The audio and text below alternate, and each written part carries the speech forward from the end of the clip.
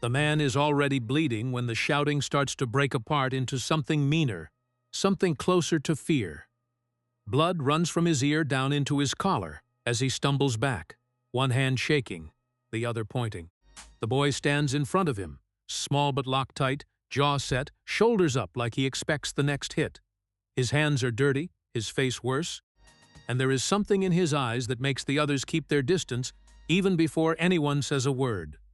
"Drop it, boy." The voice comes from somewhere behind the crowd. I said, "Don't touch me." The boy's voice cuts sharp, too fast, like it's already halfway to breaking. "You bit him. He grabbed me. You're an animal." Then stay back. No one moves closer. The circle forms without agreement, boots shifting in dust.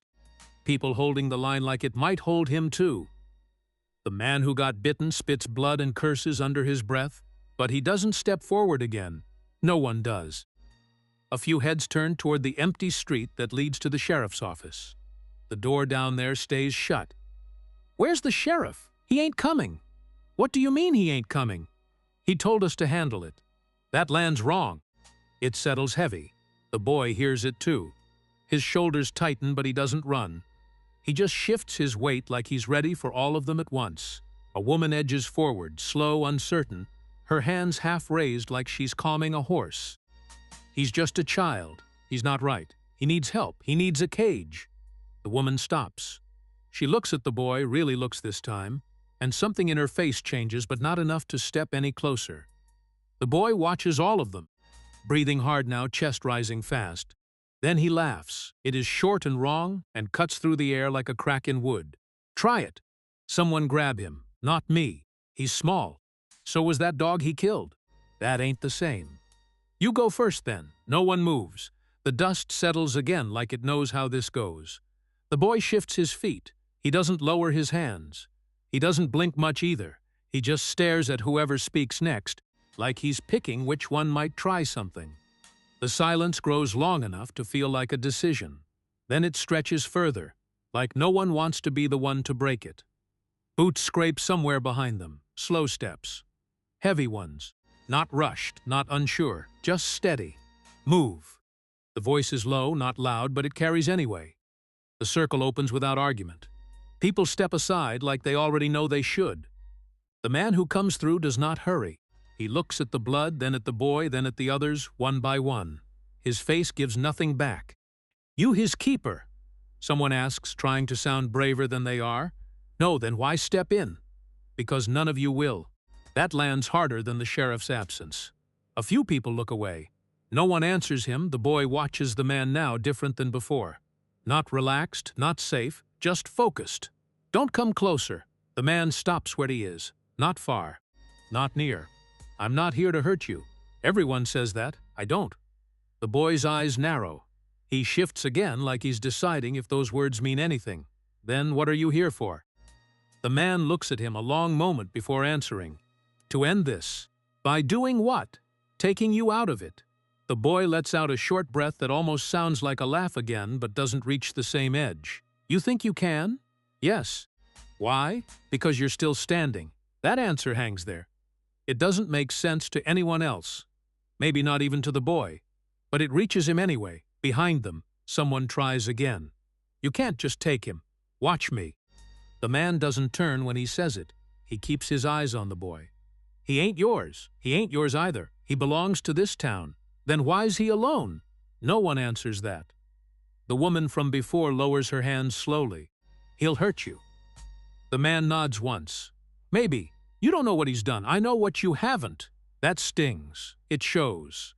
The bitten man mutters something about finishing it, about not letting the boy walk after what he did, but his voice lacks weight now. The moment has already shifted. The boy swallows, hard. His hands lower just a fraction, then lift again like he caught himself slipping. "If I go with you, what then?" "You walk." "That's it?" "That's enough for now." The boy glances at the circle. No one steps forward. No one offers anything different. No one calls him back. And them? They stay. The boy nods once, slow. His breath steadies just enough. "If you try anything, I won't." "You say that." "I don't say things I don't mean." Another pause. Shorter this time, the boy takes one step toward him. The circle tightens for a second, then loosens again when nothing happens. "You coming or not?" the man asks. The boy looks back once, at the blood on the ground, at the faces that won't meet his eyes, at the woman who almost stepped forward and didn't. Then he looks ahead again. Yeah, he steps past the man. Close enough to run, close enough not to. The man turns with him, not reaching out, not crowding him, just walking alongside behind them. The voices start again, but softer now, unsure. "We should stop them." "You go. He'll come back worse, or he won't come back at all." Sheriff ain't gonna like this. Sheriff already made his choice. The words fade as distance grows. No one follows. The boy keeps walking. He doesn't look back again. The man doesn't speak. The space between them stays the same. Not close, not far. Just enough, and the town lets him go. They walk without looking at each other, boots hitting dry ground in a steady rhythm that does not match but does not break. The town fades behind them fast, like it already decided to forget. The boy keeps a few steps ahead at first, then slows, then drifts back again like he cannot decide where he is supposed to be. His eyes move constantly, watching the trees, the dirt, the man, the empty space ahead. "Where are we going?" His voice is rough now, worn down from earlier. "Away." The answer comes flat. From what? The man keeps walking. From them. The boy lets that sit. He kicks at a stone and misses. He stumbles, catches himself hard, breath snapping in his throat. The man's hand twitches, almost reaching, then stops. "Don't touch me." The boy doesn't look back when he says it. "Then keep up." The man doesn't slow. The boy straightens and keeps walking. The path narrows as they move deeper. Trees closing in just enough to quiet the world. No voices, no doors, no eyes watching. The boy notices. He keeps glancing back anyway, like he expects someone to appear. No one does. His steps grow uneven again, but he refuses to show it. The man says nothing. After a while, the cabin comes into view, small and still, sitting alone like it has always been there and always will be. The boy stops a few feet from it. He studies it the way he studied the people back in town, like it might move if he blinks. Inside, the man walks past him, opens the door without force. No, the boy doesn't move. Your choice. The man steps in, leaves the door open. "I'll stay out." The boy crosses his arms like that settles it. The man sets something down inside, moves slow, not watching him. "You won't last the night." The boy's jaw tightens. He looks at the sky, then the trees, then the ground. The silence stretches long enough to feel like a dare. Then he steps forward, quick, like he is angry at himself for doing it. Inside, the air is still. The place is bare but not empty. A table, 2 chairs, a bed pushed against the wall. Everything clean, nothing wasted. The boy stays near the door, eyes moving over every inch. "You live alone?" He keeps his voice low, like he does not trust the walls. "Did." The man doesn't explain. The boy notices that too. He shifts his weight, stays ready. "Sit." The man gestures to the chair without looking at him. "I don't take orders." The boy's answer comes fast. "Then stand." The man sits instead, like it does not matter. That throws the boy off just enough. He stays where he is. The man reaches for a small pot, sets it on the table, then places food in front of the empty chair. Simple, warm, real.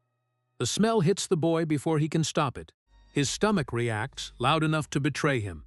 He stiffens. "I'm not hungry." "You are." "I said I'm not." The boy steps forward suddenly, fast, and knocks the bowl off the table. It hits the floor with a dull sound, spilling across the wood. The room goes quiet again. The boy's chest rises hard, waiting for something. Waiting for the shout. Waiting for the hand. The man does not move. He looks at the food on the floor, then back at the boy. "You done?" The boy blinks. "Why aren't you mad?" The question slips out before he can stop it. "Should I be?" The man's voice stays level. "Everyone gets mad." The boy's hands tighten. "I'm not everyone." The answer lands soft but firm. The boy falters, just a little. He looks at the mess on the floor, then away. He shifts back a step, like he expects the man to change his mind any second. "You're gonna make me clean that." It sounds more like a statement than a question. "No." "Why not?" "Because you're tired." The boy laughs once, short and bitter. "I ain't tired." His voice cracks on the last word. The man stands, picks up a cloth, and starts wiping the floor himself. Slow. No rush, no anger, The boy watches him, confused now in a way that feels worse than before. "Why'd you take me?" The question comes quieter this time. The man keeps working. "Because no one else would. That's not a reason." The boy steps closer without meaning to. "It is to me." The man finishes, stands again, sets the cloth aside. The boy looks at the table, then at the empty bowl, then at the man. "You think that fixes something?" "No." "What's the point?" "There isn't one yet." The boy frowns. "That don't make sense." "It doesn't have to." The man moves back to the chair and sits again. He gestures once more, not pushing. "Sit." The boy hesitates. Longer this time. Then he pulls the chair out just enough to make it scrape loud against the floor and drops into it like he regrets it already. The man sets another portion down, smaller this time. "Eat or don't." He leans back, giving space. The boy stares at the food. His hands stay in his lap. Seconds pass, then more. Finally, he reaches out, quick, like he is stealing, and takes a bite. He chews fast, barely tasting, then slower. Then he stops, looks up. The man is not watching him. That matters. He takes another bite. The light outside fades without either of them noticing at first. The cabin darkens gradually until the man stands to light a small lamp. The glow is soft, barely touching the corners. The boy tracks the movement, eyes heavy now, but still fighting. "Where do I sleep?" "There." The man nods to a space near the wall, a folded blanket already set down. "You? Here." The man gestures to the bed. The boy narrows his eyes. "You ain't gonna lock me in?" "No, you should." The boy says it like a warning. "I won't." The man sits on the edge of the bed. The boy lies down slowly, not taking his eyes off him. He keeps his boots on, keeps one hand close to his chest. "If I leave, doors open. If I steal something, there's nothing to steal. If I hurt you?" The man meets his eyes for the first time since they sat. "Then you do." The boy looks away first. The lamp flickers once, then steadies. The room settles into quiet. The boy's breathing slows but does not even out. His eyes stay open long after the man lies back. Every small sound makes him tense. The wind outside, the wood shifting, his own heartbeat. He turns on his side, then his back, then sits up again. He watches the door. He watches the man. He watches the dark corners like something might step out of them. "You asleep?" he asks finally. "No." The answer comes without movement. "Good." The boy pulls his knees in closer. Time passes without measure. The man's breathing deepens, but never fully drops. The boy does not close his eyes. Not once. He just stares into the dark, waiting for something to come for him, and finding nothing there except the quiet he does not know how to trust. Morning comes without warning, just a slow shift in light that slips through the cracks in the cabin walls and settles across the floor. The man wakes to quiet. Not the uneasy quiet from the night before, but something thinner. He sits up, eyes moving to the blanket near the wall, empty. The door is open just enough to let the outside in. He stands without rush, steps out into the cool air, and finds the boy already there, crouched near the edge of the clearing, watching the trees like they might speak first. "You run?" The boy doesn't turn. "No." "Why not?" A pause. "Don't know where to go." The man nods once like that answer holds weight. He steps down beside him, not too close, not too far. The boy keeps his eyes forward, jaw tight, but not as hard as yesterday. His shoulders sit lower now, though he still looks ready to bolt at any shift. They stay like that for a moment, both facing the same direction, neither claiming it. The man finally breaks the silence. "What's your name?" The boy doesn't move. He doesn't answer. The question hangs between them, simple and sharp. "I need something to call you." The boy exhales through his nose. "No, you don't." "Everyone has a name." The boy shakes his head once. "Not me." The man turns his head slightly, studying him without pressing. "Someone gave it to you." The boy's hands tightened against his knees. "They're dead. That doesn't erase it." The boy's voice hardens again. "It does to me." The man watches him for a second longer, then looks back toward the trees. The wind moves through the branches, quiet, steady. The boy shifts, uncomfortable now in a different way. "Stop asking." The words come fast, like they were waiting. The man nods once. "I will." The boy glances at him then, quick, testing. "Good." They sit in silence again, but it is not the same silence as before. It carries something under it, something not said but not gone. The boy stands first, brushing dirt from his hands like he needs something to do. He walks a few steps away, then circles back without realizing it, staying within the edges of the clearing like an invisible line keeps him there. The man watches him move, says nothing, lets the space hold. Inside, the cabin smells faintly of last night's fire. The man moves about without noise, setting water to heat, placing another portion of food on the table without comment. The boy lingers in the doorway before stepping in, slower this time, less like a dare. He looks at the table, then at the man, then takes his seat without being told. That change goes unspoken.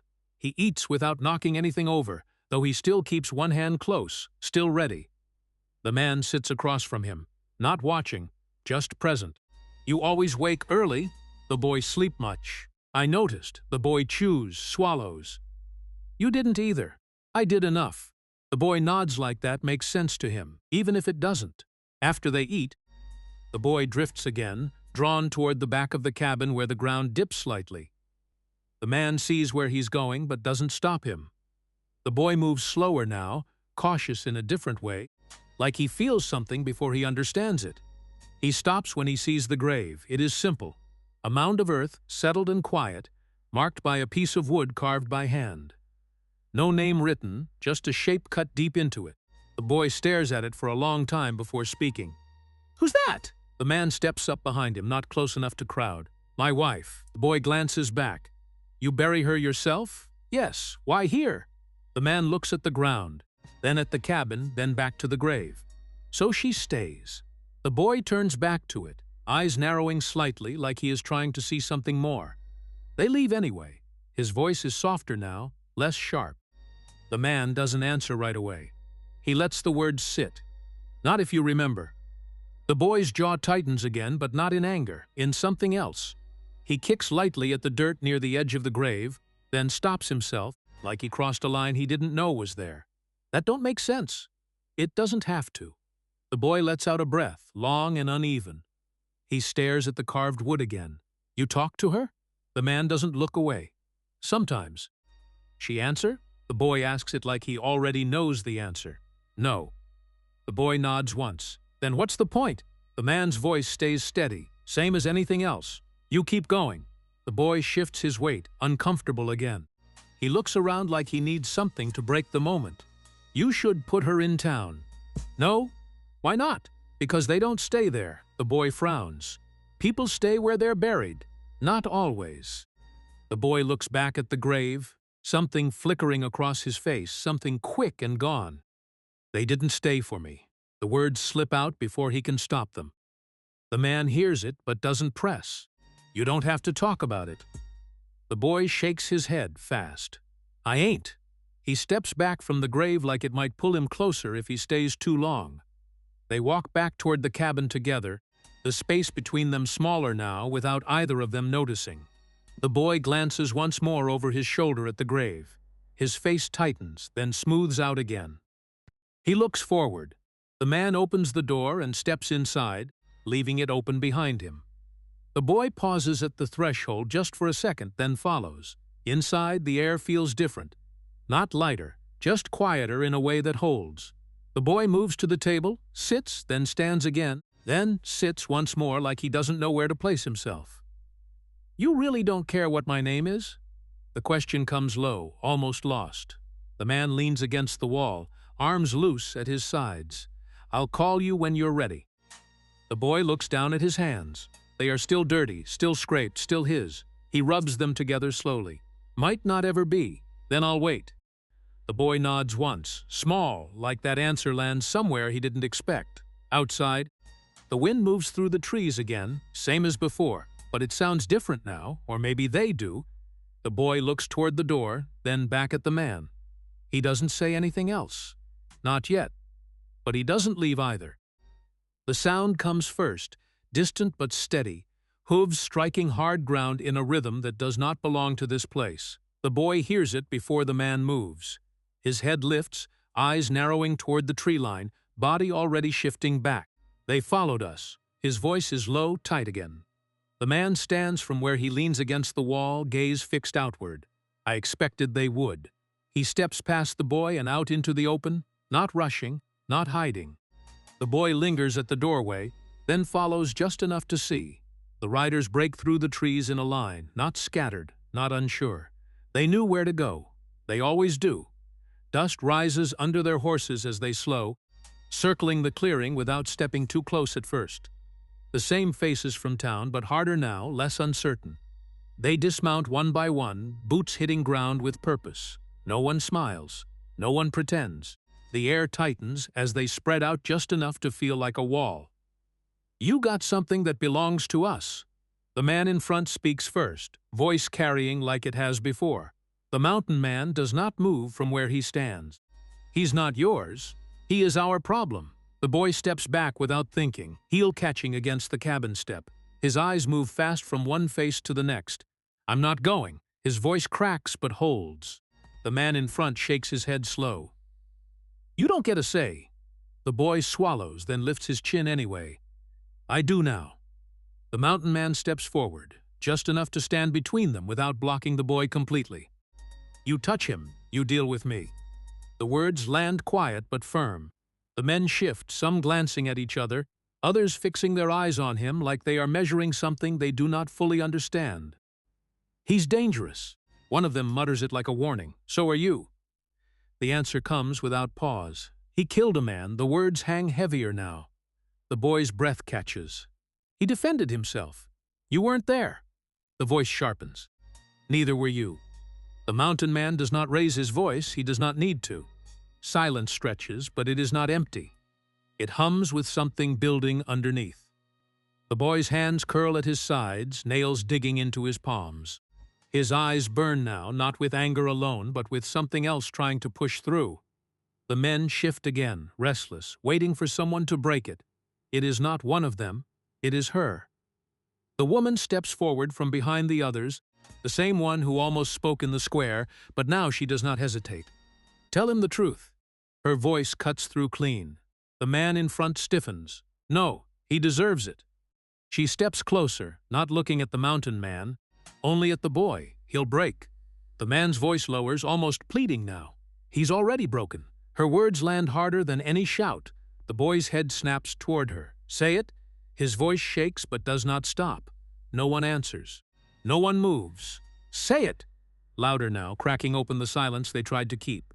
The man in front looks away. Another shifts his stance. No one wants it. The woman does not look away. She takes one more step forward. "Your mother burned." The words come out quiet, almost a whisper, but they carry across the clearing like a shot. Everything stops. Even the wind feels like it holds. The boy stares at her, eyes wide, unblinking. "You're lying."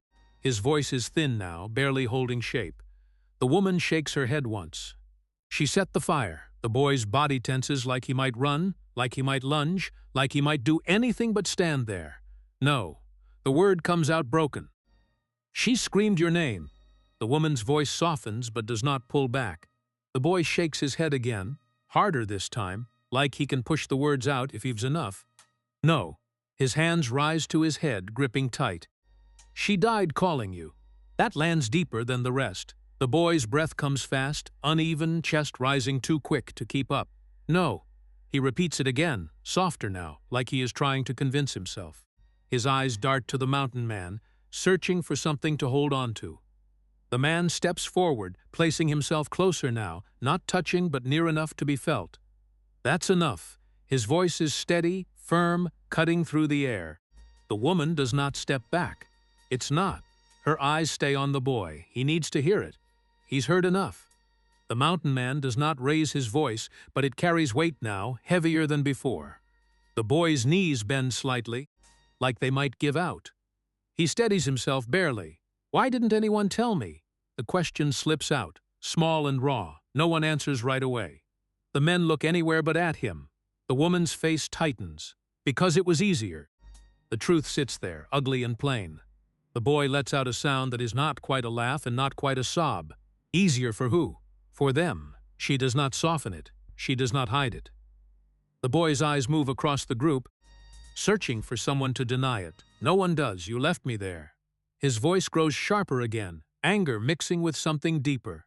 "You all knew." A man near the back shifts. We did what we had to. The boy snaps toward him. You did nothing. His voice rises now, shaking the quiet apart. You let it burn. The words hit harder than he expects. The man flinches. The others say nothing. They do not argue. They do not defend. That silence says enough. The mountain man steps closer, finally reaching out, stopping just short of touching the boy's shoulder. Look at me. The boy does not at first. He keeps staring at the group like he might tear them apart with his eyes alone. Look at me. The man's voice is firmer now. The boy turns slow, like it takes effort. His eyes are wet, but he does not blink it away. They're lying. It comes out weak. The man does not rush to answer. They're not telling it right. The boy's face twists. The demand hangs there between them. The mountain man exhales slowly. Not here. The boy shakes his head fast. Now, his voice cracks again. I need to know. The men shift again. Uneasy now, like they have already said too much, the woman steps back slightly, but her eyes do not leave the boy. The man in front speaks again, quieter now. It was an accident. The boy snaps back toward him. You said she said it. She did. The man hesitates. But not like that. The boy's hands shake. Then how? No one answers. Not fully. The silence that follows is worse than the words. It stretches too long, too heavy, pressing in on all sides. The boy stands in the middle of it, breathing hard, trying to hold himself together while everything around him cracks open. The mountain man stays where he is, close enough now that the boy can feel him without being held. The riders do not move closer. They do not leave either. They wait, like they are watching something they buried finally claw its way back up. And this time, it does not stay down. The riders leave without another word, one by one pulling themselves back onto their horses like the ground has turned against them. No one looks at the boy as they go. Not the men, not the woman. The sound of hooves fades slower this time, dragging the moment out until the quiet that follows feels heavier than the noise. Dust settles where they stood, but it does not settle in him. The boy stays where he is, feet locked in place, eyes fixed on the empty space they left behind. His hands hang loose at his sides, fingers twitching like they forgot what to do. The mountain man does not move right away. He watches the boy, waiting for something to shift, but nothing does. You knew. The boy's voice comes out flat, almost hollow. The man answers without stepping closer. I suspected. The boy swallows, his throat working hard like the word sticks there. You didn't tell me. The man's jaw tightens slightly, but his voice stays even. It wasn't mine to tell. The boy lets out a short breath that breaks halfway through. It is now. That lands different. Not sharp, not loud, but heavier than anything before it. The man steps forward then, slow, careful, like he is approaching something that might break if he moves too fast. The boy turns suddenly, stumbling toward the cabin like his legs forgot how to hold him steady. He pushes through the door hard enough to make it slam against the wall. Inside, the air feels smaller, tighter, like it cannot hold what just followed him in. He barely makes it 2 steps before his knees give out. He hits the floor hard, catching himself with his hands but not stopping the fall. The man is behind him a second later, closing the door without force, stepping closer but not touching yet. The boy's breath comes fast, too fast, chest rising and falling like he cannot catch it. I didn't mean to. The words spill out without control, breaking apart as they leave him. I know. The man's voice is low, steady, close but not pressing. I remember smoke. The boy's hands press into the floor like he is trying to hold on to something solid. His eyes dart around the room but do not see it. Breathe. The man crouches near him, voice firm now, trying to cut through the spiral. I hear her. The boy's voice cracks wide open. He clamps his hands over his ears, squeezing tight. She's gone. The man says it carefully, not too loud, not too soft. No, the boy shakes his head hard, over and over. No, she's still there. His voice rises, panic flooding through every word. She's still there. He curls in on himself, fingers digging into his hair, pulling like he can rip the sound out if he tries hard enough. She won't stop screaming. The words come out in pieces now, broken by breath that will not steady. You're safe. The man moves closer, closer than before, his hand hovering just above the boy's shoulder. I'm not. The boy's voice drops suddenly, quiet and sharp at the same time. I'm not safe. His whole body trembles now, not from cold, not from fear alone, but from something deeper that has finally broken through. The man grips his shoulders then, firm but not rough, holding him in place just enough to keep him from folding in on himself completely. Look at me. The command is steady, grounded, not raised but impossible to ignore. The boy fights it at first, eyes squeezed shut, head shaking. Look at me. The man's voice cuts through again, stronger now. The boy's eyes snap open, wild, unfocused, then land on the man's face. He stares like he is trying to anchor himself there. I killed her. The words fall out, heavy and final. No. The man answers immediately, without hesitation. I did. The boy's voice breaks again. Louder this time, desperate to be believed in the worst way. No. The man does not pull back. I lit it. The boy's breath stutters, his chest tightening again. I remember. His eyes dart away for a second, seeing something else. Something not in this room. I was cold. His voice drops, smaller now. I just wanted to be warm. The man's grip tightens slightly, not to hurt, but to hold him there, to keep him from slipping further. You were a child. I knew better. The boy shakes his head again. Slower now, like the weight of it is too much to move fast. I knew better. You didn't? The man's voice stays steady, pushing against the belief without breaking him. The boy's breath catches again, then breaks into something else entirely. A sound that starts low and rises, not a shout, not a word, just pain forced out without shape. His body folds forward, despite the man's grip, shoulders shaking hard now. The tears come fast, uncontrolled, cutting through the dirt on his face. She called me. The words barely make it out between breaths. She was calling me. The man does not let go. He shifts closer, steadying him, holding him upright enough to keep him from collapsing fully into the floor. You couldn't save her. I should have tried. You were a child. I should have tried. The boy repeats it like it is the only truth left. Silence tries to return but cannot hold. The boy's sobs break through it, loud and uneven, filling the small space with everything he has been holding back.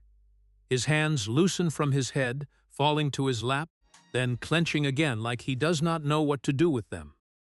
The man stays where he is, hands firm on his shoulders, not pulling him close, not pushing him away, just keeping him there, grounded in something real. The boy leans forward suddenly, his forehead pressing against the man's chest without thinking, without asking. He freezes there for a second, like he expects to be shoved back. It does not come. The man does not move him. He does not speak. He just holds steady, letting the boy stay where he landed. The sobbing softens but does not stop, breaking into smaller pieces now, each one quieter but just as deep. I didn't mean to. The boy says it again, weaker now, almost a whisper. I know. The man answers the same way he did before, without change, without doubt. The boy's breathing begins to slow, not steady yet, but closer. His grip on himself loosens little by little, like he is running out of strength to hold it all in place. The room settles around them, quiet again but different now. Not empty, not sharp, just heavy with what has been said and what cannot be taken back. The man does not let go. Not yet. The boy does not pull away. Not yet. And for the first time since the truth broke open, he does not look like he is about to run. The boy wakes without knowing when he slept, his breath catching hard in his throat like he has been running. The light in the room is wrong, dim and fading, shadows stretching longer than they should. For a second he does not move. Then he sits up fast, eyes wide, listening. The quiet feels different now, not empty, not still. Waiting. He turns toward the door, heart pounding. She's outside. His voice comes out dry, certain in a way that makes it worse. The man, sitting near the wall where he has not moved far, lifts his head slowly. Who? The boy's eyes do not leave the door. My mother. The word hangs there, sharp and impossible. The man stands without hurry, though something in his face tightens. He moves to the door, opens it just enough to look out, then steps fully into the fading light. The boy follows close behind, not touching, not speaking again. The air outside feels colder than it should. The sky sits low, heavy with dusk. And there, by the well behind the cabin, stands a woman. She is still, too still. Her dress hangs loose, untouched by the wind that moves through the trees. Her face is turned slightly away, but not enough to hide. The man stops a few steps out. "You shouldn't be here." His voice is steady, but it does not carry the same weight as before. The woman does not move right away. Then she turns her head just enough to look at him. Neither should he. Her voice is soft, but it reaches them clear. "Leave." The man takes one step forward, placing himself between the boy and the well. The woman's eyes shift past him, settling on the boy like he is the only thing that matters. He needs to hear it. The man does not look back. "Hear what?" The question comes sharp. The woman's mouth curves slightly, not quite a smile. "The truth you buried." The words land heavier than the air around them. The boy steps around the man before he can stop him, drawn forward like he cannot help it. His feet move slow, careful, like he is walking into something fragile. His voice breaks before it fully forms. "Ma?" The word trembles, barely holding together. The woman's face tightens, not with warmth, not with recognition. "Don't call me that." The boy flinches like he has been struck. He takes another step anyway. "Why'd you leave me?" His voice cracks open, raw again. The woman's eyes stay fixed on him, empty in a way that feels wrong. "I didn't." The answer comes flat, without comfort. "You burned." The boy's hands shake at his sides. "You lit it." Her voice cuts through him clean. The man steps forward quickly now, closing the distance between them. "That's enough." His voice carries stronger again, pushing against whatever stands in front of them. The woman does not step back. She does not blink. "You can't protect him from truth." Her eyes flick toward him briefly, then back to the boy. "I can protect him from you." The man's voice is firm, planted, refusing to give ground. The woman's mouth lifts again, that same wrong shape. "You think I'm the danger?" She tilts her head slightly, studying him like he is something small. "You think I'm real?" The question hangs in the air, colder than anything before. The boy stares at her, eyes wide, breathing uneven again. "I hear her every night." His voice is barely there, pulled thin by fear and need. The woman's gaze softens just a fraction, but it does not bring comfort. "Because you won't let me go." The words sink into him deeper than the others. He shakes his head, slow at first, then harder. "No." His voice rises again. "You're here." He takes another step closer, close enough now that the space between them feels too small. "You're right here." The man reaches out, stopping just short of grabbing him. "Stay back." The warning is low, urgent. The wind shifts suddenly, stronger than before, pushing through the trees with a sound that does not match the movement. The woman's dress does not move. Her hair does not shift. Only her eyes remain fixed on the boy. "You kept me there." Her voice drops lower, quieter, but sharper. "You kept me burning." The boy's breath catches again, his chest tightening like before. "I didn't." His voice breaks. "I didn't mean to." The woman tilts her head again, slow, almost curious. "But you did." The words land final, heavy. The man steps fully between them now, placing himself solid, blocking the boy's view. "That's not her." His voice is firm, certain in a way he has not used yet. "She's gone." The boy tries to look around him, desperate. "Move." His voice cracks again. "Move." The man does not. "She's not here." The boy shakes his head, harder, panic rising again. "She is." He tries to step around, but the man shifts with him, keeping that space closed. "You said she was gone." The boy's voice turns sharp, accusing. "You said she was gone." "She is." The man does not waver. Behind him, the woman's voice comes again, softer now, almost gentle. "I waited for you." The boy freezes. "I called you." His breath stutters. "I needed you." The words pull at him, dragging him forward even as the man holds the line. "Stop!" The man's voice cuts back, louder now. "You don't get to do that." The wind rises again, stronger, pushing dust across the ground, rattling the loose wood of the cabin. The trees bend slightly under it, leaves shifting in uneven waves. The boy looks past the man one more time, eyes searching, desperate. "Ma!" The word comes out broken again. The space by the well is empty. The woman is gone. No movement, no sound. Just the well, still and dark, like it has always been. The wind drops as fast as it rose, leaving the air heavy again. The boy stands there, frozen, staring at nothing. His chest rises and falls hard, trying to catch up to something that is no longer there. She was here. His voice is small now, uncertain in a way it was not before. The man lowers his hand slowly but does not step away. No, the answer is quiet, steady. The boy shakes his head again, slower this time. I saw her. His eyes stay fixed on the well. I heard her. The man watches him closely. I know. The boy's shoulders drop slightly, not in relief, not in acceptance, just in weight. The space around them settles back into silence, but it does not feel empty. It feels watched. The boy does not move for a long moment. Then he takes one step back, then another, until he is close enough to feel the man beside him again. He does not look at him. He does not speak again.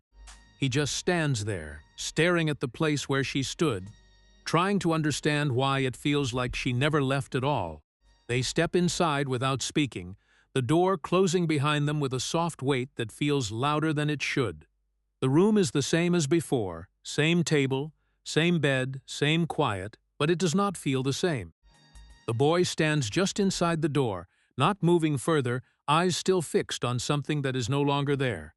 His chest rises slow now, but it does not settle. The man moves past him, lighting the lamp without hurry, letting the small glow fill the space again. It does not reach the corners. It does not need to. She wasn't real. The words come from the man, steady, grounded, placed carefully between them.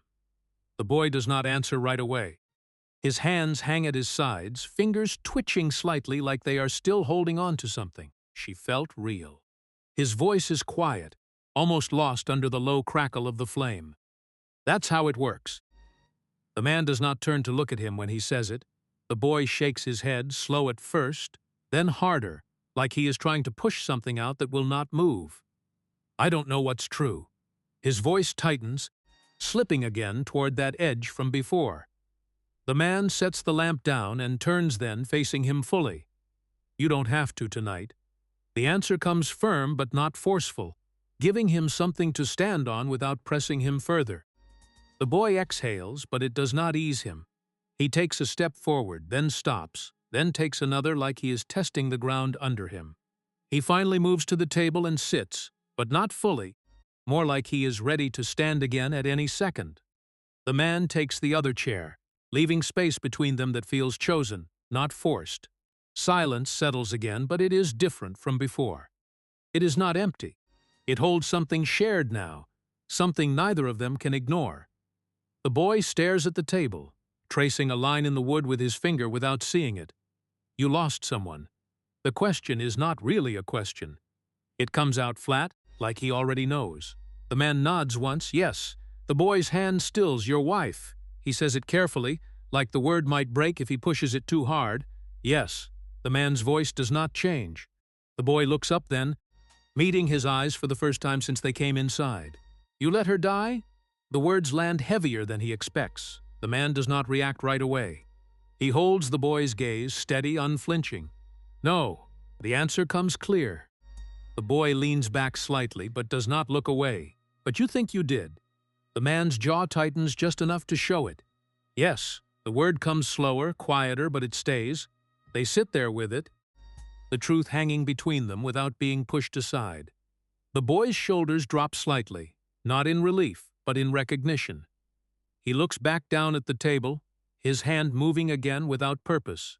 That feeling doesn't leave. He says it like he is testing it, like he is asking without asking. The man nods once. No. The boy lets out a breath, longer this time, like something in him gives way just a little. Then how do you live? His voice is softer now. Not sharp, not breaking, just tired. The man leans back in his chair, eyes not leaving the boy. You carry it. The answer comes simple, without weight added to it, like it is the only one there is. The boy frowns slightly, looking up again. That's it? There is no anger in it now, just disbelief. That's enough. The man does not add anything else. The boy sits with that, turning it over in his head like it might change if he looks at it long enough. His breathing slows more, his shoulders easing just a fraction. The tightness in his face does not disappear, but it softens. He looks toward the door, then back to the man, then down again. Then I'm tired. The words come out low, honest in a way he has not been before. The man nods once, I know. There is no push to fix it, no answer offered beyond that. The boy leans forward, resting his elbows on his knees, his hands hanging loose now instead of clenched. The lamp flickers slightly, the flame bending and straightening again, casting small shifts of light across the room. The boy watches it for a second, then closes his eyes briefly, like he is testing something. When he opens them again, he does not look toward the door. He does not look toward the well. He stays where he is. She said I kept her there. His voice is quiet, almost steady. The man does not interrupt. That I didn't let her go. The boy swallows. What if she's right? The question hangs there, heavier than the rest. The man leans forward slightly, resting his arms on his knees, bringing himself closer without crossing the space between them. She's not. The answer comes firm, not loud but certain. The boy looks up again, searching his face for something to hold on to. How do you know? The man holds his gaze. Because that's not how it works. The boy shakes his head once, slower now. You said I carry it. You do. Then what's the difference? The man pauses for a second, choosing his words carefully. You carry what happened. He lets that sit for a breath, not what didn't. The boy frowns, thinking, his brow tightening slightly. She died, the boy says it like he is placing it down in front of them. Yes, because of me. The man does not answer right away. The boy's eyes sharpen slightly, waiting, because of a fire. The man corrects him, steady. The boy exhales, the air leaving him slower this time. He leans back in his chair, his head tilting slightly as he stares at the ceiling. The tension in his body does not vanish, but it loosens enough to breathe around. They sit in quiet again, but it does not press in the same way. It holds them there, steady, not pushing, not pulling. The boy's eyes drift closed for a second longer this time, then open again, slower. He does not jerk awake. He does not search the corners. He just sits. The man watches him, not saying anything more, not needing to. The boy finally leans back fully, letting his body rest against the chair, his hands falling to his sides. He exhales once more, deeper than before, and for the first time since the truth broke open, the dark in the room does not feel like it is waiting for him.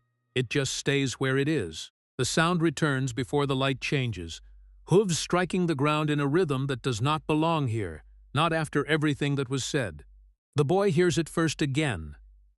He does not flinch this time. He just lifts his head, eyes steady, breath slow. They're back. His voice is quieter than before, but it does not shake. The man stands from the table without hurry, already listening. I know. He steps toward the door, opening it as the sound grows louder, closer, until the clearing fills with it. The boy rises too, not staying behind this time, not hanging back. He follows, the riders come in tighter now, not spreading out, not testing the space. They already decided what this is. At the front, the sheriff sits straight in his saddle, face set, eyes hard in a way that does not invite argument. He does not look around.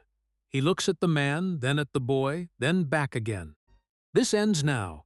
His voice carries across the clearing, sharp and final. The man steps forward just enough to meet it. It already did. The sheriff's jaw tightens. He swings down from his horse, boots hitting the ground with a heavy thud that echoes more than it should.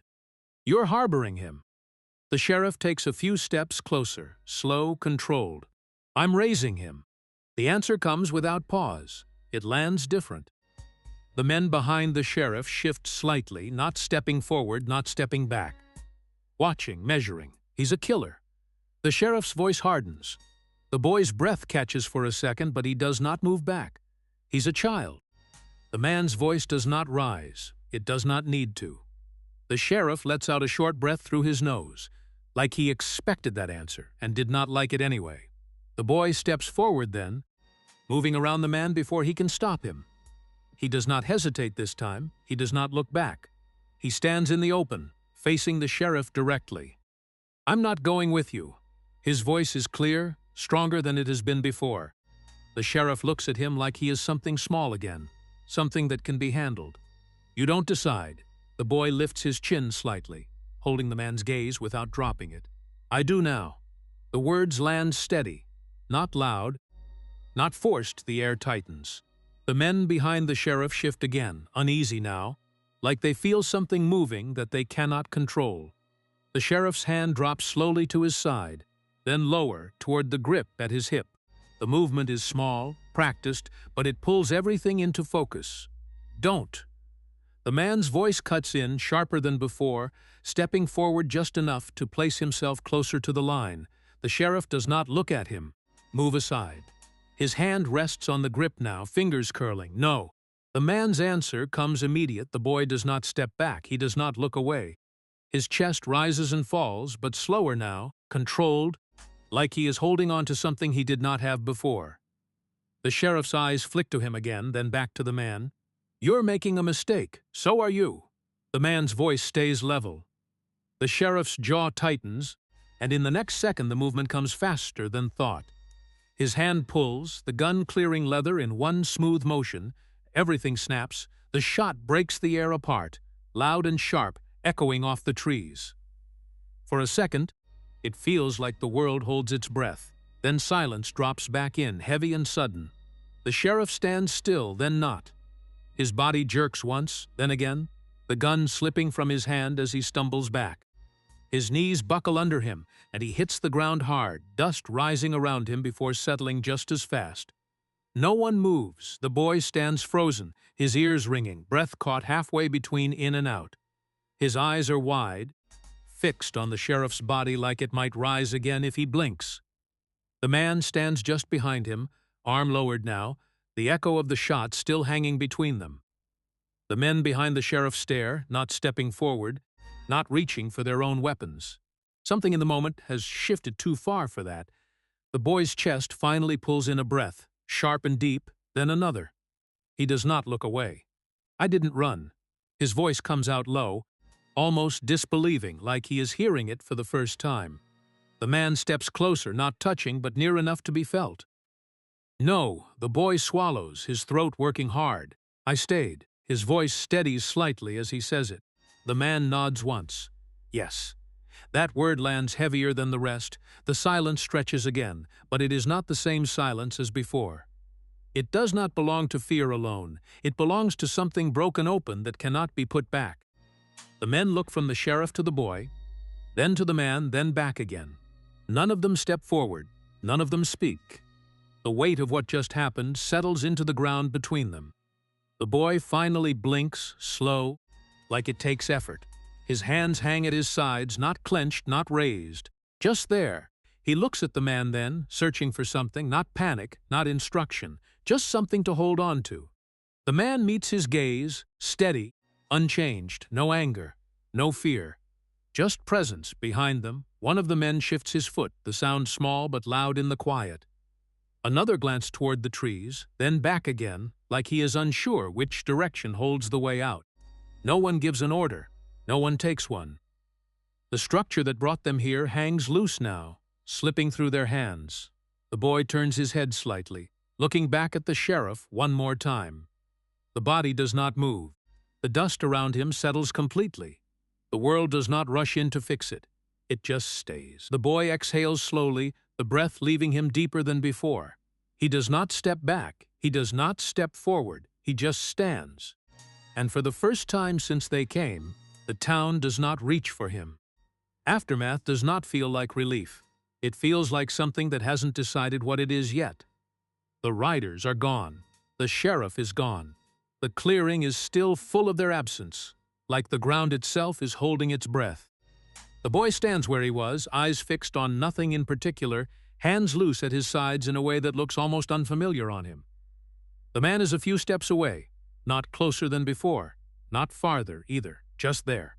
Watching, waiting, but not pressing. They'll come again. The man says it like a fact, not a warning. The boy does not turn his head right away. He keeps looking at the place where everything broke open. Let them. The answer comes out flat, but it does not carry fear. It carries something else now. Even if it is still rough around the edges, the boy finally moves. Not fast. Not like he is escaping. He lowers himself onto the edge of the porch step, sitting like his body has finally agreed to stop fighting gravity for a moment. His elbows rest on his knees. His eyes stay forward.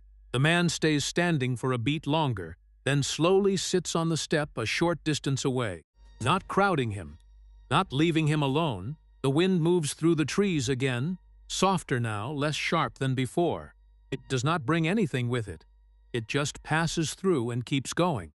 The boy watches it without really seeing it. His jaw tightens once, then loosens. Like something inside him is trying to decide what comes next.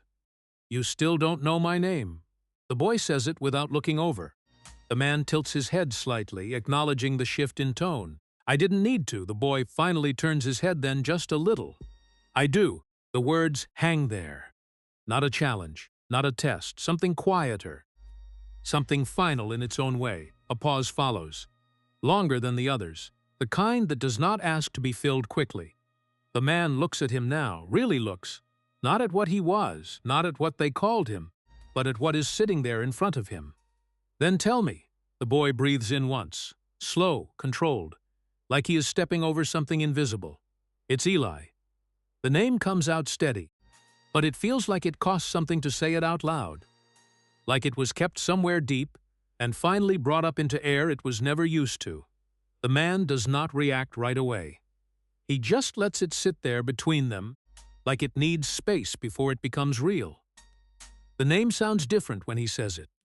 Not softer, not heavier. Just real in a way it wasn't before. "Yeah," the boy answers quietly, like he is still getting used to hearing it outside his own head. Silence settles again, but it is not the same silence as before. It does not press. It does not threaten. It just exists around them. Like the air has finally stopped rushing, the boy shifts slightly on the step, adjusting his weight, like he is still learning how to sit without expecting something to pull him back up. His eyes stay forward, but they are not searching anymore. Not for her, not for them. Just there the man breaks the silence again, but gently, like he is stepping carefully into something that matters. "You staying?" The question is simple, but it lands heavier than anything else said since the shooting. The boy doesn't answer immediately. He looks down at his hands for a moment, then back out toward the clearing, the place where everything came apart and didn't put itself back together the same way. Yes, the word comes out without hesitation. Not loud, not proud. Just decided. The man nods again. Good. No celebration, no relief. Just acceptance, like that is enough for now. They sit there without speaking again. The world around them does not change, but it also does not feel like it is pushing against them anymore. The wind moves through the trees. The cabin creaks softly behind them. Somewhere far off, a bird calls once and then goes quiet again. Ellie keeps his eyes forward, but his shoulders are not as tight as they were. His breathing is slower now, not perfect, not healed, but steady enough to stay in place. Sit beside him, not filling the space, not claiming it, just sharing it. After a while, Eli speaks again, quieter this time. It doesn't feel like anything changed. The man looks ahead. Not at him. It did. Eli frowned slightly. Then why does it feel the same? The man thinks for a moment before answering. Eli lets that sit. He doesn't argue it. He doesn't agree either. He just accepts that it exists. The sun lowers slowly behind the trees.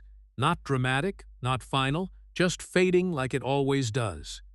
The light shifts across the ground, stretching long shadows that don't move quickly anymore. Eli watches it without tension in his body now. Not waiting for something to jump out of it, the man finally stands first, not rushing. Eli watches him, then follows after a moment. They don't speak as they move back toward the cabin. The door is still open from earlier. No one closes it yet. The air between them feels different when they step inside. Not lighter, not heavier, just lived in. Eli pauses near the threshold, looking back once at the clearing, the place where everything started breaking. He doesn't say anything. He doesn't need to. Then he turns and steps inside. The door stays open behind him a moment longer before the man finally reaches back and pulls it in just enough to settle it without sealing anything away. Morning comes without announcement. No sound of arrival, no clean beginning. Just light slowly changing the shape of everything it touches. The cabin door is already open when Eli steps outside. He doesn't hesitate like he used to. He just moves forward, boots pressing into the soft ground with a steadiness that wasn't there before. He walks to the grave behind the cabin and stops in front of it. The wooden marker is the same, worn and simple, holding a name that doesn't need to be spoken out loud anymore to feel real. Eli stands there quietly, hands at his sides, shoulders loose but not empty. She's still there. His voice is calm now, not breaking, not pulling apart. Just present. The man steps out behind him, not rushing, not interrupting the space. He stops a few steps away, letting the silence hold first before answering. Yes, the word is simple, final without being harsh. Eli keeps looking at the grave. The wind moves through the trees behind them, soft enough that it doesn't feel like it's pushing anything away anymore. But she's not screaming. The words come slower, like he is testing them as they leave his mouth. No, the man answers immediately, no hesitation, no correction needed. Just agreement with what is true now. Eli breathes in, then out. His chest rises slower than it used to, like something inside him has finally learned it doesn't need to run all the time. He nods once, barely, more to himself than anyone else. The grave does not change. But it does not reach for him anymore either. The man steps closer now, standing beside him, looking at the same spot without forcing Eli to turn away from it. There is no pressure in the air between them now. Only distance that feels chosen, not imposed. You ready? The question is quiet, not demanding. It does not expect perfection. Eli glances at him for a moment, then back toward the cabin. For what? His voice carries a small trace of something that almost used to be confusion, but not quite anymore. More like curiosity without fear. The man doesn't look at him when he answers, to live. That word sits heavier than the others, not because it hurts, but because it asks for something real, something ongoing, not an ending. Eli stays still for a moment, letting it settle where it lands. He looks at the grave one last time. Not long, not searching, just acknowledging. Then he nods. I think so. The answer is not absolute. It doesn't try to be. It is enough for where he is right now. The man nods once in return. No relief, no celebration. Just understanding. Good. They turn together without saying it. Not in sync like practiced motion, but close enough that it doesn't feel separate. The walk back to the cabin is slow, steady, uninterrupted. The ground is the same as before, but it does not feel like it is trying to pull anything out of them anymore. Eli walks slightly ahead at first, then matches pace without thinking about it. The man doesn't correct it, doesn't change it. They move like two people who are no longer trying to measure distance in the same way. The cabin comes into view the same way it always has, plain and still, but now it feels less like a shelter from something and more like a place that simply exists with them in it. The door remains open. Eli steps onto the porch first. He pauses at the threshold, just for a second, then continues inside without looking back. Not at the grave, not at the trees, not at anything behind him. The man follows him in, slower, and lets the door rest open behind them for a moment before easing it closer, not shutting it completely, not locking anything away. Inside, nothing has changed in shape or structure, but everything feels quieter in a different way. Not empty, not haunted, just settled. Eli stands near the table, then slowly sits without needing to be told. The movement is simple now. No resistance in it. The man sits across from him, not filling the space, just sharing it like before, but without the weight that used to sit between them. The silence returns, but it is no longer something to survive. It just exists. Eli looks down at his hands. They are still his hands, still rough, still marked by everything before, but they are still. That matters in a way it didn't before. He exhales once, slow, and doesn't look up. Outside, the wind moves again through the trees. It does not knock, it does not call. Eli doesn't move, he doesn't leave. He doesn't search for anything beyond the walls anymore. And for the first time since everything began breaking open, staying does not feel like something he is being forced into. It feels like something he chose. And he stays.